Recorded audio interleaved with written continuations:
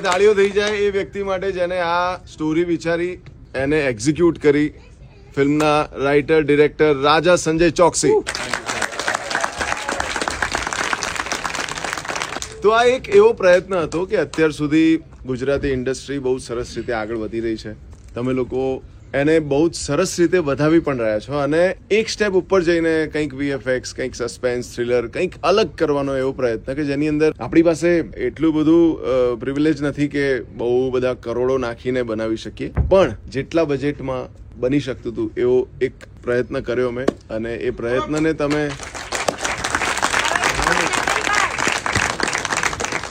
Awaiting for the second part. અત્યારે આ 5મો દિવસ છે અને આ 5મા દિવસે એપલ મલ્ટીપ્લેક્સમાં આટલા બધા લોકો આવે છે, તો અમે તમને બધાને થેન્ક્સ કહેવા માટે આવે છે. Thank you so much. Last scene જોરદાર હતો. હનુમાન દાદાની જે એન્ટ્રી થઈ, બજરંગ બલીની જય.